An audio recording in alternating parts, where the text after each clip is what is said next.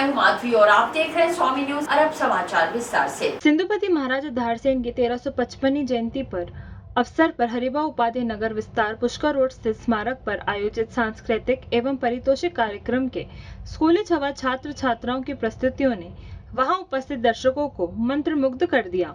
इस अवसर पर सप्ताह भर विभिन्न गतिविधियों के विजेताओं को पारितोषिक वितरण भी किया गया। अतिथियों द्वारा कार्यक्रम के प्रारंभ में हिंगलाज माता के मंदिर पर पूजा अर्चना व सिंध के मानचित्र पर रक्षा सूत्र व महाराज की प्रतिमा के सक्षम पुष्प अर्पित किए गए। समारोह के मुख्य अतिथि राजस्थान विधानसभा अध्यक्ष वासुदेव देवनानी ने इस अवसर पर कहा कि सिंधुपति महाराजा धारसेन ने अपना संपूर्ण जीवन देश की सुरक्षा के लिए समर्पित किया।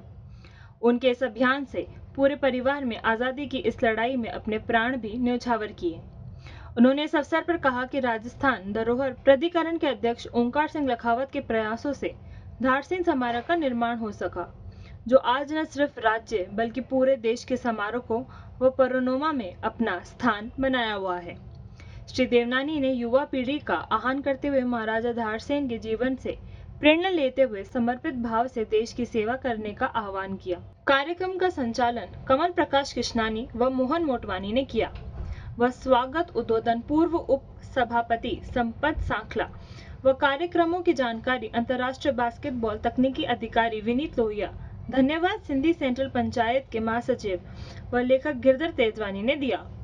मंच पर पूर्व विधायक हरीश झामनानी, सीताराम शर्मा, सत्यनारायण बंसाली, भीरू गुर्जर, कमलेश शर्मा, शैलेंद्र परामर सहित अतिथि उपस्थित थे। देशभक्ति सांस्कृतिक कार्यक्रम में शुभारंभ र उमा विद्या सिंधी डेलीगेट ने अपनी देशभक्ति प्रस्तुतियां महाराजा धारसेन, मोहम्मद बिन कासिम के मध्य आक्रमण का नाट्य मंचन HKH विद्यालय, ओम नमो शिवाय की झांकी घनश्याम थारवानी व पार्टी द्वारा जय जय भारत माता गीत प्रस्तुति, हरि सुंदर बालिका स्कूल द्वारा नृत्य बालक भारत माता के हम, स्वामी सर्वानंद विद्या मंदिर द्वारा नृत्य जाग सिंधी जाग, संत कंवरराम स्कूल द्वारा देशभक्ति गीत, हरि सुंदर बालिका उच्च माध्यमिक विद्यालय द्वारा सामूहिक नृत्य मुंजो वतन व आदर्श विद्या मंदिर द्वारा अनेकता में एकता पर गीत, मयंक कोटवानी द्वारा आरंभ हो प्रजंट हो गीत तबले वादन पर प्रस्तुति, 4 वर्षीय गर्विता पारवानी द्वारा विश्व तांडव पर श्लोक सहित सभी प्रस्तुतियों ने वहां उपस्थित दर्शकों की जमकर तालियां बटोरी। इसके साथ ही कार्यक्रम में प्रस्तुत किए गए राष्ट्रभक्ति गीत व नृत्यों के समारोह को नई ऊंचाइयां प्रदान की। कार्यक्रम में दुर्गा प्रसाद शर्मा, विष्णु अवतार भार्गव, केशवनाथ, प्रकाश सिंगोरानी, शिव प्रसाद गौतम, प्रकाश मीणा, भरत छबलानी, घीसूलाल माथुर, मुकेश आहूजा, प्रकाश जेठरा, पुरुषोत्तम तेजवानी, शंकर बदलानी, ओम प्रकाश हीरानंदानी सहित शहर के गणमान्य नागरिक उपस्थित थे। सभी कार्यक्रम अजमेर विकास प्राधिकरण, नगर निगम अजमेर, भारतीय सिंधु सभा, पर्यटन विभाग, सिंधु साहित्य एवं साहित्यहास शोक संस्थान, भारतीय इतिहास संकलन समिति, सिंधुपति महाराजा धारसेन स्मारक विकास व समारोह समिति के संयुक्त तत्वाधान में हुआ। प्रसाद वितरण ताराचंद होलंदास सेवा संस्था श्री अमरापुर सेवा घर द्वारा वितरित किया गया। 1997 में इस स्मारक का उद्घाटन कार्यक्रम हुआ। तब से लेकर वर्ष में 2 बार यहाँ पर कार्यक्रम आयोजित किए जाते हैं, एक 16 जून को, दूसरा 25 तारीख को, 25 अगस्त के दिन। 25 अगस्त से आज हम पूर्व संध्या पर यह कार्यक्रम आयोजित कर रहे हैं। पूर्व संध्या पर हम कार्यक्रम आयोजित कर रहे हैं क्योंकि कल रविवार है, बच्चों की छुट्टी है और हम लोगों की सोच भी इस तरीके से रहती है कि नव भारत, जो नया भारत है, इन नए भारत को भी कहीं ना कहीं धारसेन की जानकारी मिले, चाहे वो खेल के माध्यम से हो, चाहे सांस्कृतिक कार्यक्रम के बारे में बातचीत हो, चाहे कहीं ना कहीं ऐसे शूरवीरों की कविताओं के माध्यम से इन तक जन जन तक धारसेन का नाम पहुंचे। इसके ऊपर हम लोग लगातार कार्य कर रहे हैं। क्या प्रोग्राम आयोजित किया जा रहा है आज सिंधुपति महाराजा धारसेन के स्मारक पर धारसेन की 1355वीं जयंती मनाई जा रही है। उसी के संदर्भ में ये 7 दिवसीय कार्यक्रम चल रहा था।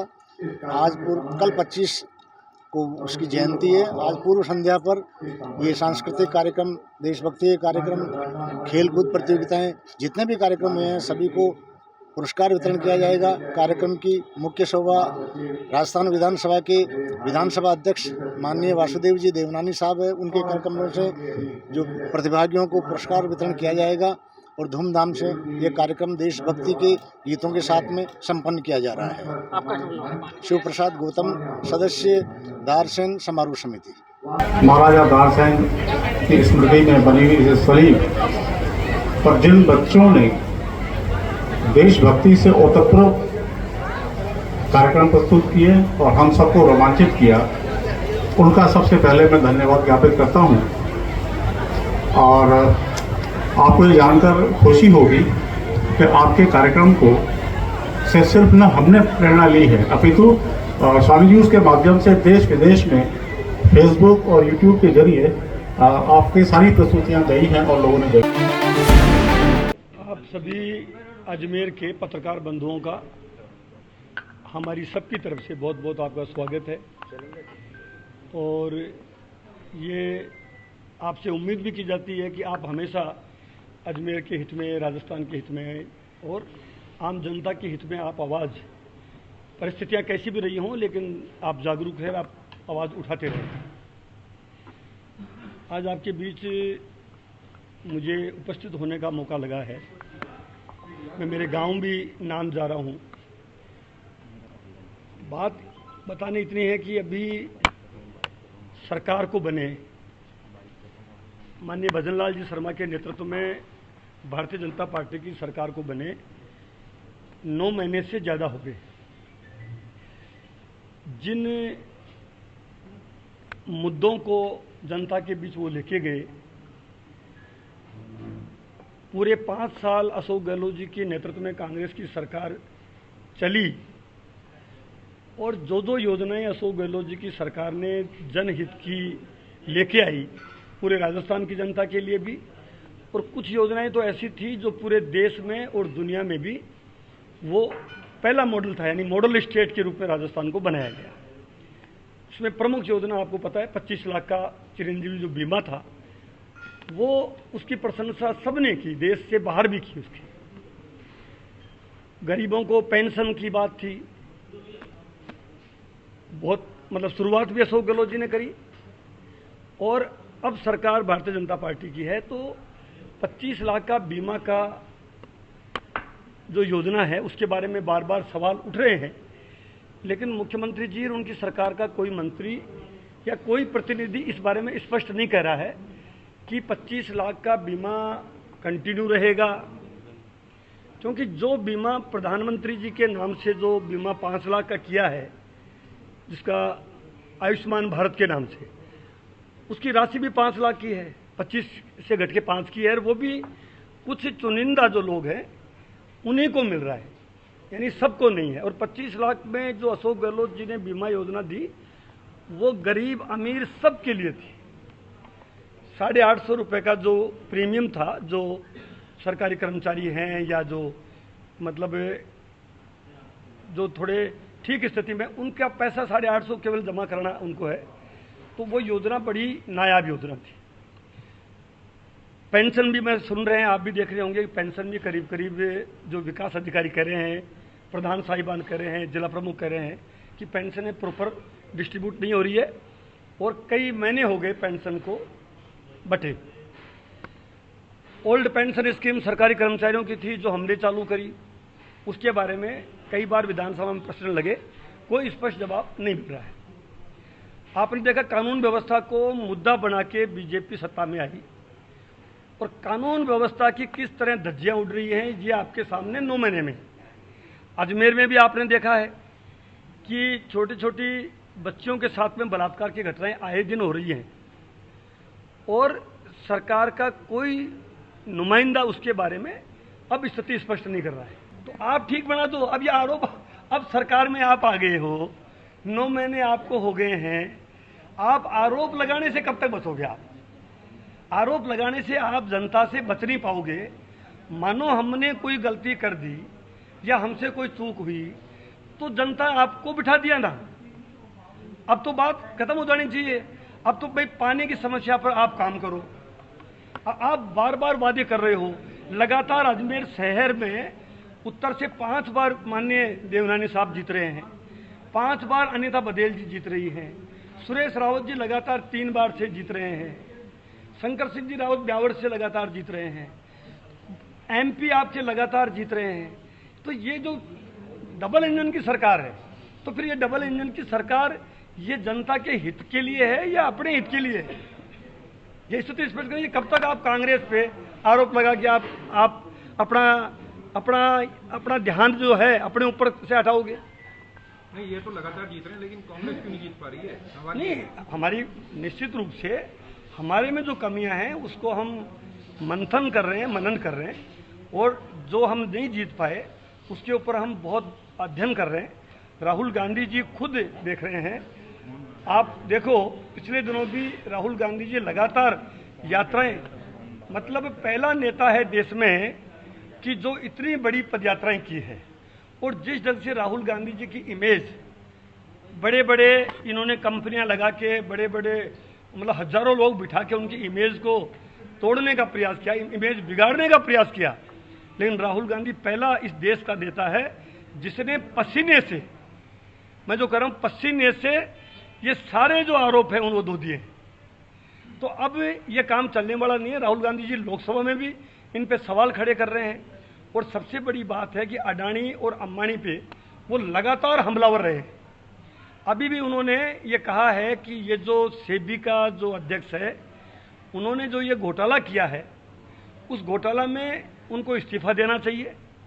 और उन पे आरोप लगाए हैं कि वो स्थिति, प्रधानमंत्री जी को स्थिति स्पष्ट करनी चाहिए कि अडानी जी के शेयर जो हैं, जो कंपनियों के शेयर कैसे कृत्रिम तरीके से कैसे बढ़ते हैं। तो अंबानी जी की शादी में आप देख रहे थे, प्रधानमंत्री जी खुद गए। तो ये सरकार, भारत सरकार भी और राजस्थान सरकार तो देखो पर्ची से बनी है। देखिए, सड़क, नाली, बिजली सब आपने बताया, शहर की बात करें तो, लेकिन कांग्रेस ने क्या इन मुद्दों को, कांग्रेस विपक्ष में है, सशक्त विपक्ष की भूमिका निभा रही है। हमारे प्रदेश कांग्रेस के अध्यक्ष सम्माननीय गोविंद सिंह डोटासरा जी, हमारे नेता प्रतिपक्ष टीकाराम जूली जी और हमारे नेता अशोक गहलोत जी सहित सभी कांग्रेस के नेता एकजुट होके और अपना विपक्ष का जो रोल जो जनता ने दिया है उसका बखूबी से निभा रहे हैं।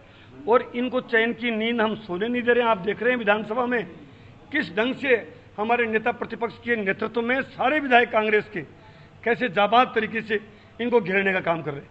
उत्तर नहीं बन रहे हैं मंत्रियों से। और ऐसे ही हमारे प्रदेश अध्यक्ष जी, जब से सरकार बीजेपी की बनी है, वो लगातार हमलावर हैं।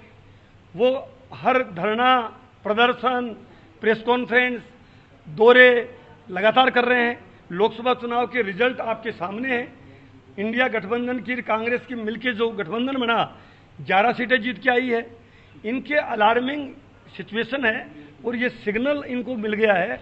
और आप देखना, अब चुनाव आ गया हरियाणा में और चुनाव आ गया जम्मू कश्मीर में, उसके जो नतीजे हैं, हरियाणा में कांग्रेस की सरकार बनेगी, जम्मू कश्मीर में कांग्रेस और गठबंधन की सरकार बनेगी, महाराष्ट्र में चुनाव है, वहां पे सरकार कांग्रेस गठबंधन की बनेगी। कहने का मतलब है कि अब ये पूरी तरह एक्सपोज हो गए। अच्छा, ये कहते थे पहले कि हम तो हमारे लोगों को राज्यसभा में भेजेंगे, कांग्रेस के लोगों को हरियाणा से भी जो गए हैं, हरियाणा से जो किरण चौधरी रही कांग्रेस की नेता, उनको ये राज्यसभा में भेज रहे हैं। अभी जो बिट्टू जी आए हैं पंजाब से, उनको ये राजस्थान से भेज रहे हैं। आप देख रहे हो प्रभारी कैसे, इनके जो नेता प्रतिपक्ष रहे हैं राजेंद्र राठौड़, उन पे कैसे वो हमलावर हो रहे हैं, उनकी कैसे वो हाजिरी ले रहे हैं। और मतलब जो कल तक उनके जिस ढंग से उनका कद बढ़ाया, कैसे उनके तो खुद के आपस में इनकी जो खींचतान है, आप देख रहे हो किरोड़ी लाल जी इस्तीफा दे के घूम रहे हैं। इस्तीफा है या नहीं है उसके बारे में कोई स्थिति स्पष्ट नहीं है। कल परसों नोकसम चौधरी जो विधायक है, वो खुद रोती हुई दिख रही है, वो बोल रही है। तो ये क्या हो रहा है? धर्मेंद्र गहलोत जी आपके अजमेर से हैं, आप उनको देख ही रहे हो। तो कहने का मतलब है कि अब इनके जाने के दिन आ गए हैं। कांग्रेस का जो कार्यकर्ता है, कांग्रेस के जो नेता हैं, वो पूरे आत्मविश्वास में लबरेज है। खड़गे साहब, राहुल गांधी जी, प्रियंका गांधी जी, सोनिया गांधी जी, सारे लोग पूरी कड़ी मेहनत कर रहे हैं। और आप देखेंगे आने वाला जो चुनाव है, वो चाहे लोकसभा का हो चाहे विधानसभा का हो, उसमें कांग्रेस डे बाय डे और कांग्रेस के नेताओं की साख बढ़ रही है। राहुल गांधी ने अपनी इमेज आप देख रहे हो कि कितना सच्चा और ईमानदार नेता के रूप में उनकी इमेज देश के सामने आई है। वो गरीबों से मिल रहे हैं, वो पिछड़ों से, दलितों से, आदिवासियों से, और ख़ास तौर पे अभी आरक्षण की आपने बात देख ही ली है कि किस ढंग से ये एससी में टुकड़े करना चाह रहे हैं, किस ढंग से ये एसटी में टुकड़े करना चाह रहे हैं। जैसे पहले हिंदू मुसलमान के रूप में लड़ाया, अब ये जातियों को लड़ाना चाह रहे हैं। तो इनकी जो बेसिक जो सोच है वो भाई से भाई को लड़ाने पे, सत्ता पे टिके रहना है। अंग्रेजों की तरह फूट डालो राज करो, इस बेस पे ये लोग बने हुए हैं। कल दिनांक 23/8/2024 को मदार पावर हाउस के पास एचबी नगर निवासी ग्रेगरी माथुर पुत्र स्वर्गीय बद्रीनारायण माथुर, उन्होंने एक लिखित रिपोर्ट दी है थाने पे। 14/8/2024 की साय वह दिल्ली गए हुए थे और 22 अगस्त को जब वह वापस लौटे तब उन्हें घर में चोरी होने का पता लगा,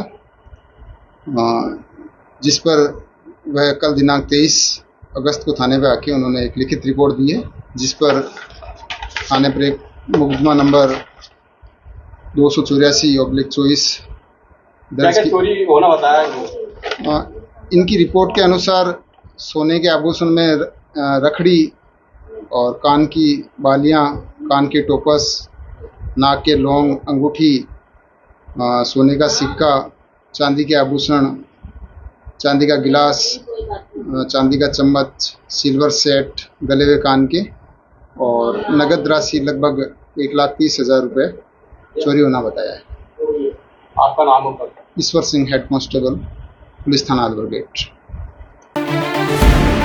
आज सेवानिवृत्त पुलिस अधिकारी जिला अजमेर की पुलिस परिवार कल्याण शाखा की मीटिंग, त्रैमासिक मीटिंग पुलिस लाइन्स अजमेर के सभागार में रखी गई है, जिसमें जिले के समस्त सेवानिवृत्त पुलिस अधिकारी, एडिशनल एसपी, एसपी से लेकर के कांस्टेबल तक के सभी अधिकारी शामिल हुए हैं। हम त्रैमासिक मीटिंग में हमारी जो भी समस्याएं हैं उनका समाधान करते हैं। जो हमसे ऊपर समाधान जिनका किया जा सकता है, ऊपर अधिकारियों को लिखते हैं, उनसे व्यक्तिगत वार्ता करते हैं, संपर्क करते हैं, उनका स्वास्थ्य कैसा है और उनकी कोई सेवा निवृत्ति पेंशन संबंधी किसी प्रकार की कोई समस्या तो नहीं है, ये उनसे जानकारी लेते हैं। जो साथी हमारे बुजुर्ग हैं और इस दुनिया में नहीं रहे, उनके प्रति हम श्रद्धांजलि अर्पित करते हैं। 2 साथियों की पिछले दिनों मृत्यु हो गई थी, तो मौन व्रत रख के उनके प्रति श्रद्धांजलि अर्पित की गई। इसके अलावा जिले की शाखा ये विशेष तौर से बहुत प्रशंसनीय है कि यहाँ कोई चुनाव नामित नहीं होकर के सीधे चुनाव होते हैं और उसके आधार पर पदाधिकारी नियुक्त किए जाते हैं। कार्यकारिणी अध्यक्ष के तौर पे मनोनीत होती है और सभी बहुत बेहतरीन अधिकारी हैं। बहुत अच्छा माहौल है। हम इसके साथ हमारी गोठ वगैरह भी है, वो भी करते हैं। और मूल हमारा ये रहता है कि पुलिस जो परिवार है उनके कल्याण के लिए हम क्या कर सकते हैं। वर्किंग फोर्स के लिए भी यदि कोई प्रॉब्लम आती है, जहां पर कि अनुशासन के नाते जो सेवारत अधिकारी है वो नहीं बोल पाते, उनकी आवाज़ भी हम मुखर करते हैं, उनकी तरफ से भी हम बोलते हैं और ऊपर तक ज्ञापन दिया जाता है। विशेष तौर से जो 30 जून को सेवानिवृत्त हुए, उन्हें इंक्रीमेंट नहीं मिलता है जुलाई का, ये एक बड़ी समस्या है। तो इसके बारे में भी हमने विचार किया है और ऊपर के अधिकारियों से राज्य सरकार तक उस समस्या को पहुंचाएंगे। धन्यवाद। आपका नाम? मदन दान सिंह, एडिशनल एसपी, सेवानिवृत्त। देखिए, आज इसमें अग्रवाल महाविद्यालय में जो है अच्छी स्ट्रेंथ में बच्चे 8वीं क्लास से लेकर 12वीं तक थे। इन्होंने इच्छा जाहिर की भी सब एक अवेयरनेस जो cyber crimes and social media के दुरुपयोग का हो। आज एक सेशन 1 घंटे का यहाँ पर लिया है, तो बच्चों ने काफ़ी तल्लीनता से सुना और काफ़ी इंटरेस्ट से उन्होंने जो चीज़ें हैं उसको रिस्पॉन्ड किया है। तो उम्मीद है आगे इसमें और बच्चों के थ्रू पेरेंट्स और उन्हें मिलने वालों को और जागरूकता आएगी। तो अभी तक कितने स्कूलों में आपने? मोस्ट प्रोबेबली अब तो 25 के आसपास के आरक्षण में अनुसूचित जाति के जो वर्ग है, वंचित वर्ग है, जिन्हें आज तक भी आरक्षण का लाभ नहीं प्राप्त हुआ है, ऐसी समाज जो समाज में प्रथम समाज की टिप्पणी करी है, उन्होंने वाल्मीकि समाज, सांसी समाज, कंजर समाज, इन लोगों को आरक्षण का लाभ मिलना चाहिए। ये व्यवस्था पूरे देश के अंदर लागू की गई है। राजस्थान सरकार से हम मांग करते हैं कि जब सुप्रीम कोर्ट का फैसला आ गया तो आप राजस्थान में इसको जल्द से जल्द लागू करें। वाल्मीकि समाज, कंजर समाज, सांसी समाज के घरों में भी कलेक्टर पैदा होना चाहिए, आरएस बनना चाहिए, जज बनना चाहिए, एसपी बनना चाहिए, सांसद बनना चाहिए, एमएलए बनना चाहिए, मंत्री बनना चाहिए। और मैं धन्यवाद देना चाहूँगा राजस्थान के मंत्री करोड़ी लाल मीणा जी को कि एक मर्द जाति का एक मर्द बंदा है, उसने भरे मंच पर यह बोला कि वास्तव में जो वंचित वर्ग है उसको आरक्षण का लाभ मिलना चाहिए। मेरे घर में कलेक्टर भी है, एसपी भी है, मंत्री भी है, सांसद भी है और मेरे घर में डॉक्टर भी है। अब उस व्यक्ति की टिप्पणी करिए जो उनका पड़ोसी है, जिसने 30 साल से भाटे फोड़ रहा है, उसके भी घर में कलेक्टर पैदा होना चाहिए, सांसद पैदा होना चाहिए और मंत्री भी बनना चाहिए। तो हम निवेदन करना चाहेंगे कि जब एसटी के नेता अगर खुले मंच से अपनी आवाज़ को बुलंद करता है और सच को सच कहने का मादा रखता है, तो अनुसूचित जाति में भी वो मर्द पैदा होना चाहिए। और मर्द जब पता चलेगा कि जो सच को सच बोलेगा, क्योंकि नेता मंच पे सच नहीं बोलता। करोड़ी लाल बेसला मीणा जी के लिए वाल्मीकि समाज, कंजर समाज और सांसी समाज पूरी तरह से तैयार है, क्योंकि उन्होंने हमारा स्वागत किया है, हमारे समर्थन में बोले। और मैं निवेदन करना चाहूँगा उन समाजों से जिन्होंने हमारे खिलाफ जाके, सुप्रीम कोर्ट के खिलाफ जाके उन्होंने बंद में समर्थन किया।